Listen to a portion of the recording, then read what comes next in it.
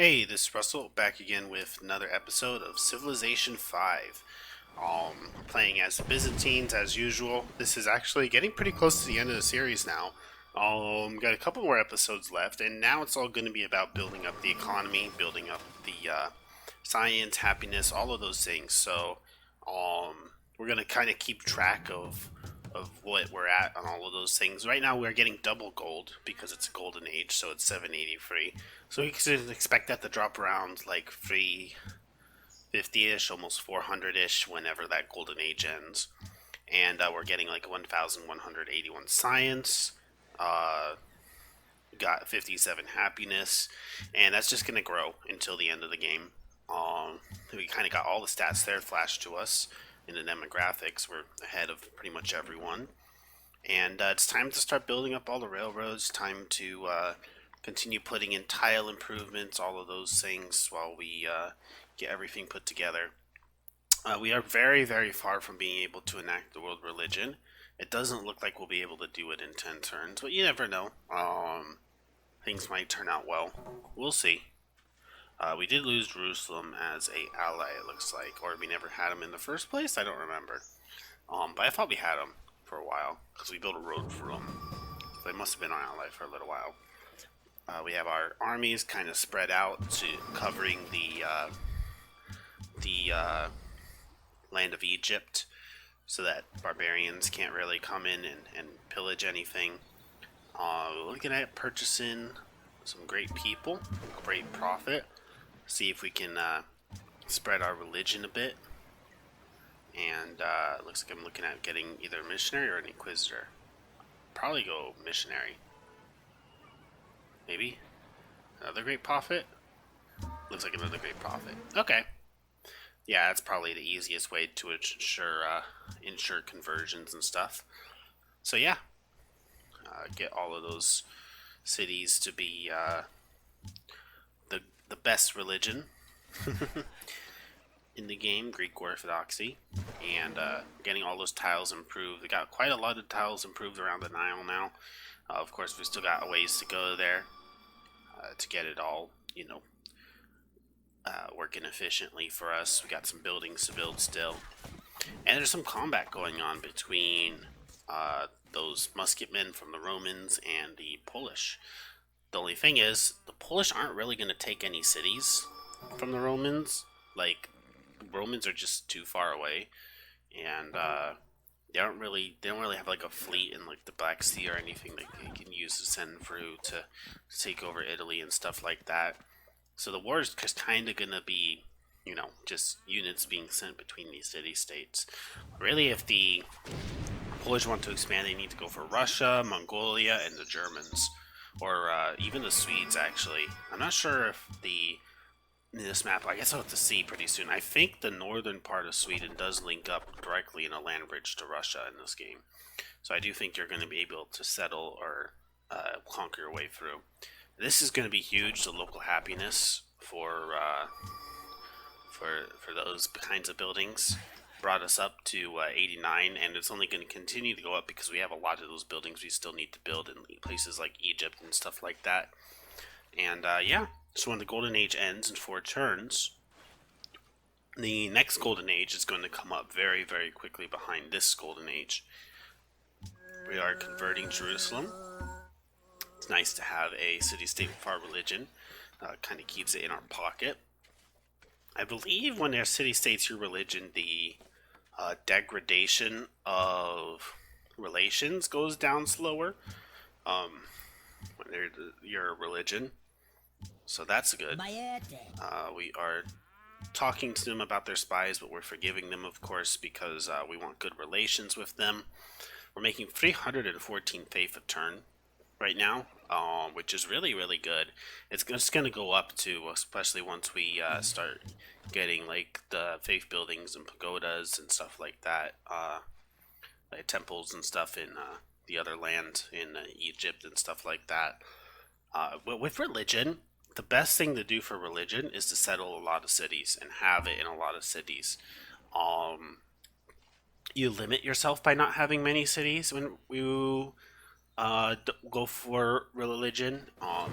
if you go for like a one city challenge thing, you might not even get a religion unless you go for something like Stonehenge or something like that. And if you do get a religion, it's not going to be very effective because the best uses for a religion, the religions are really good in sort of in empires with many cities.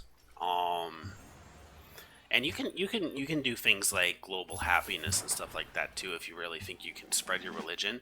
But it'll be very hard to spread your religion with just one or two or three cities, just because you're not going to have a lot of base faith production to get all of the missionaries and stuff like that that you're going to need in order to spread your religion. So again, religions work really well when you have a lot of cities. When you don't have a lot of cities, then you're going always faith growth is always going to reach like a cap. That you're not really going to be able to go past. So just something to keep in mind when doing religion stuff.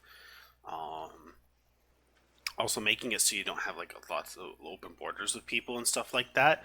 You saw that like in the background, their missionary was being attritioned while running through our territory. Makes it so that it's very very hard for religions to go very deep into your territory when you have a lot of cities, because they have to run through a lot of cities to get to the location they want to go, and they'll just be attrition to death while they're running and doing that. So yeah, very good to have a lot of cities when doing religion stuff. If you are like a one or two or three city empire, then you can't really expect to do a lot of religion. Interestingly, cultural victories as well work really well with a lot of cities in this game, and it's interesting because at least the way I remember cultural victories in the base game in Civ 5 before Gods and Kings and Brave New World, it was better to have like a few less cities to like be able to like push through like the whole cultural tree thing. That was like the whole idea. The social policies. Now, because it's based on tourism, if you don't have enough tourist buildings, then you're gonna run out of great work slots for your writers, your musicians, your artists and stuff like that. And for the musicians, it's fine because you're gonna want to send like a lot of your musicians on concert anyways if you're going for a cultural victory. But for your artists and your writers, golden ages aren't really too useful when going for a tourism victory. And culture bombs from like the whatchamacallit, the great writers. I don't want to call them culture bombs because that's like kind of something else. I think a difference in the cultural boost from great writers doesn't really do a lot either. So yeah, it's interesting. This Brave New World, Gods and Kings really kind of encourage you to have a lot of cities and to have a lot of pop in your cities. I'm actually torn. So Brazil is supposed to be like the best cultural civ in the game. I've always been kind of torn between uh, whether Brazil is the best one or India is the best one for cultural victory. Um, and you got to hear me out here because the Indians get like tourism for their Mughal castles or Mughal forts or whatever they're called, which is huge. To have like a building improvement that gives a building in your city that like just gives you flat tourism, like that's very very powerful. Like the wonder, like the Eiffel Tower is like known for being powerful for a cultural victory because it gives you a flat 12 tourism, as a building. So how much more if you're able to have that in every city, and if you have a lot of cities, and on top of that, because of their ability to have very high population cities, um, you are able to have like the specialists, enough happiness for like the specialists to be dedicated to, the writing, the artists and the musicians production. So yeah, it's yeah. I mean, India's a really really powerful cultural victory civ, and a bit underrated too, because they're good at a lot of other things. Well, I feel like Brazil is good at defense and and culture and not really much else. While with like India, you can go for a lot of things with India. You're very versatile with your specialists. Your and what's crazy is you make a lot more. You save a lot of unhappiness by being India because the cap the amount of citizens that you have in your city give you less unhappiness, while the number of cities give you more unhappiness. Ultimately, you're going to get like more unhappiness from the amount of citizens you have than you would be getting with the number of cities, as far as I can tell. Um, so yeah, that's very it's a very interesting dynamic that you can get play as like India for, and again, it's a very versatile civ, unlike the Brazilians. Pretty much any civ. I should say this: any civ can be played in any way. Like you could rarely go for like a cultural victory, as like as a civ that doesn't have a single bonus for like cultural victory and stuff like that as well. You can really play any civ in any way, but when it comes to like civ specializations, I would kind of if I was to like put civs in like tiers and stuff like that, I would rate India much higher than I would Brazil or I was about to say or even France, but France, mm, I don't know. I'd have to think about that.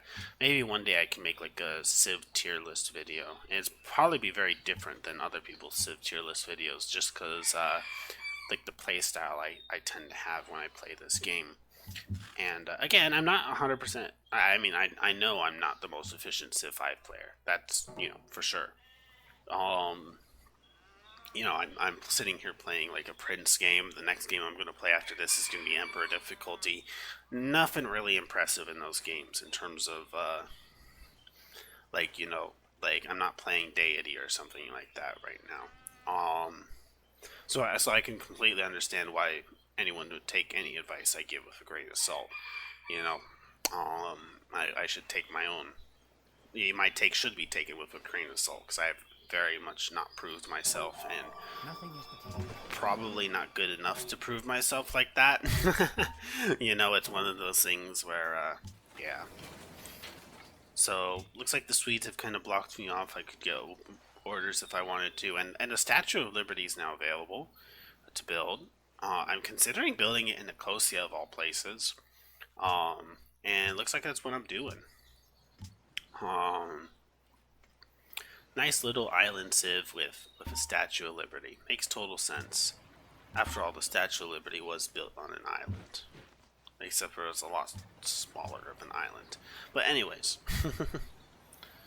Looking at gaining a great profit. Realizing more so I need an Inquisitor. And yeah, I'm setting it to purchase pagodas. Because now that I have all of that land, I'm producing all of this faith, I can easily just, purchase more pagodas, which would seem more happiness and more faith and more culture and stuff like that. You can see my gold is back to a normal rate, but it's up to 476 now. And my science has steadily gone up too by like another 100 or so, 80 or so actually. So we're getting better and better. Plastics is now being worked on, which is basically the tech that we want to get to for maximizing our science. Once you build research labs, you can get the most science. And it's a few turns after research labs have started being implemented that we're going to want to start popping our great scientists. And that's going to be important to getting to the space victory very, very quickly. That plus faith. So we'll kind of get into that when we get there, but I'll cover a little bit of that now. So the way great scientists work is the reason why I'm not popping them now, I should say. What great scientists do is they measure the amount of science you've been making in the last, I forget how many turns it is, but they measure your science over a certain number of turns of previous turns before. And then after that, they will calculate the amount of science they give you. They'll average out like the amount of science you made over a certain period of previous turns, and they'll like multiply it by something, and then that's like the science that you get uh for popping a great scientist. So the higher your science is per turn over the course of a number of turns, the more of a yield you get from your great scientist. I hope that makes sense. It was very that was a very whatchamacallit way of stating it. I didn't really prepare to explain it, so forgive me there. But you might see what I'm talking about when that time comes, because it isn't too far away. So we got these guys fighting, the barbarians. Those are the people of Jerusalem. They have access to walk in and out of their territory still, because they do have their culture kind of grown outwards. And yeah, we're bombarding the barbarians to help them out. And it doesn't look like we have a unit to go in and take the encampment, so they're gonna maybe have to be the ones who do that. We'll see what they do. We're popping the great scientist, which is nice. Not great scientist, great prophet, which is nice. We have our inquisitor in case we need to use them as well. And yeah, we're starting to build things like public schools, which is going to give our region here an actual yield, which is very important. We've gone over 2,000 score. I think we're like at like the 1,900-ish mark at the beginning of the episode. Score is cool. It doesn't really mean much, because a lot of the score gets inflated by things like wonders and stuff like that. It doesn't always reflect the actual power of the Civ. But I mean, if you looked at the demographics before, we were topping everything, so it kind of is, us eclipsing everyone right now. There are ways that they could maybe catch up, like a coalition of people maybe declaring war on me, or people like expanding really fast. Like the Poles really do have like the opportunity to expand pretty fast, but at the same time, it's Prince level difficulty. You may see like at higher difficulties me intervening more amongst the AI because you kind of need to in order to keep yourself ahead of everyone. But in a Prince difficulty or even Emperor difficulty, if you just sit there and do nothing and maintain good relations, it actually pays off more than like intervening in everyone's business, because they won't really catch up to you on their own. And you get the benefit of, when you have the good relations with people, you get the benefit of like really good trade deals with them. So you can't really afford to do that always on some of the higher difficulties, because they'll just eclipse you if you leave the AI alone too much. But if you can get away with it, like on this level difficulty, you really don't want to be pushing yourself to. You don't want to have bad relations with everyone. So there you go. Just some advice. Hope it helps. Yeah.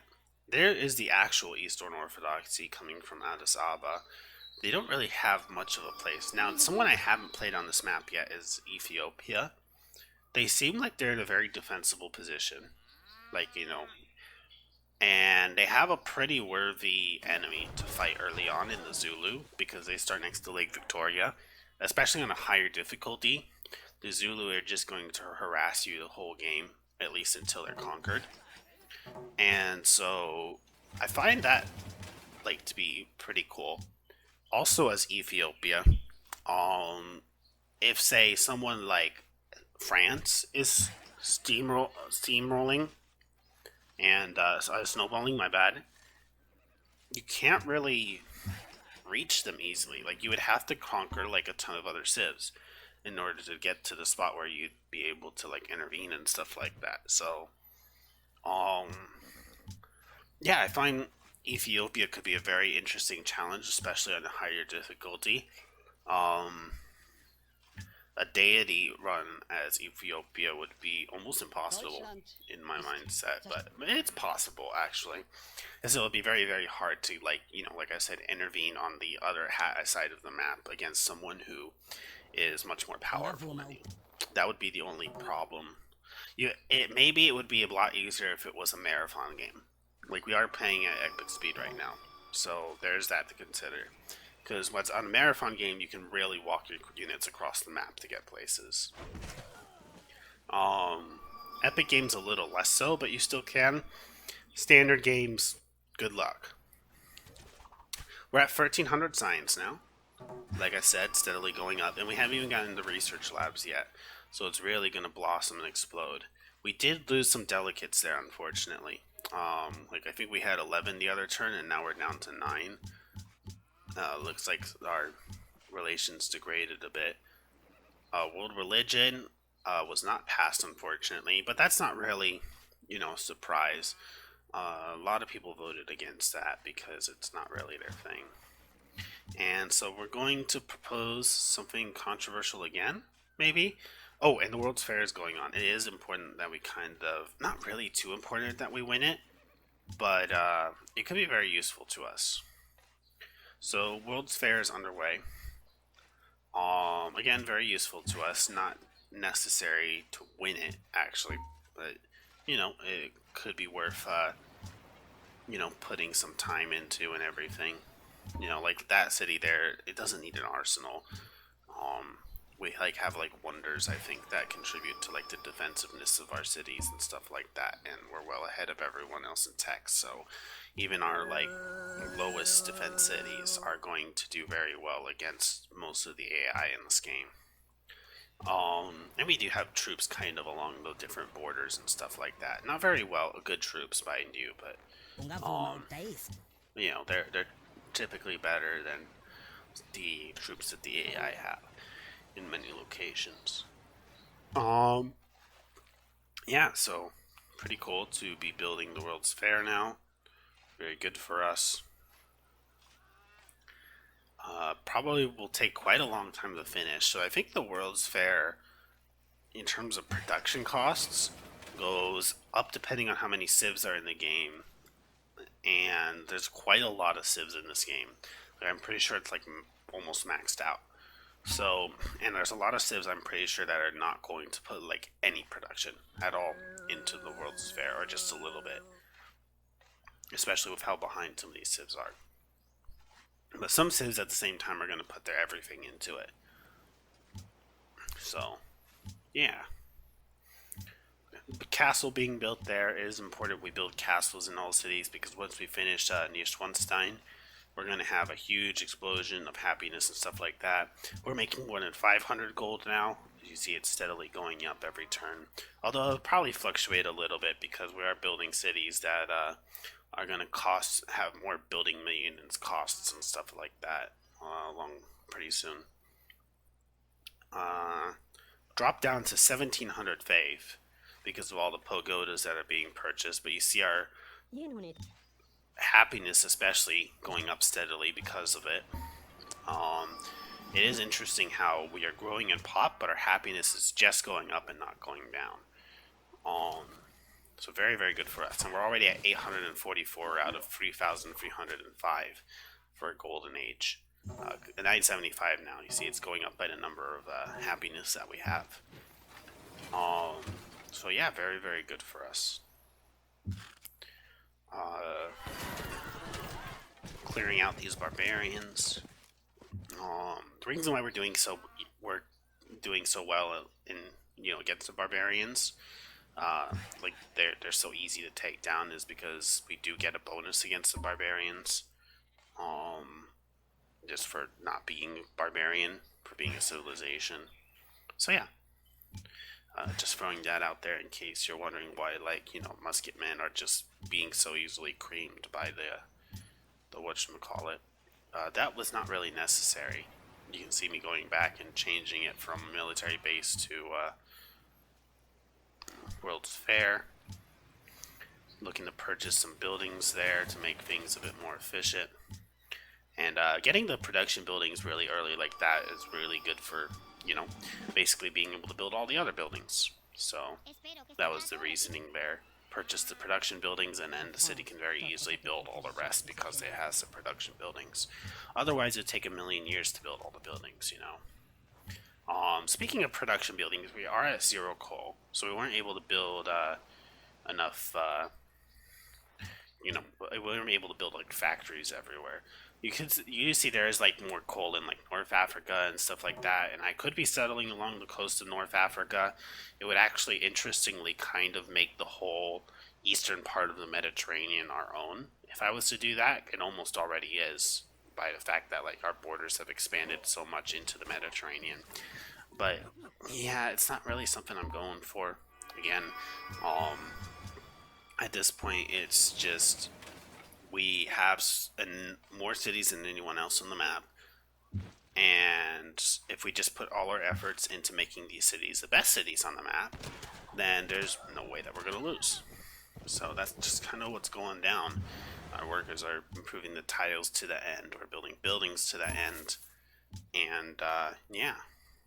Sparta's a very small city though still, although it's finally going to go past the 10 pop line in a minute.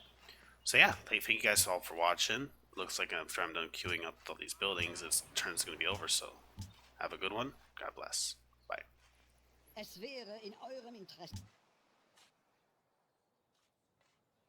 Like, favorite, and subscribe if you guys want to see more.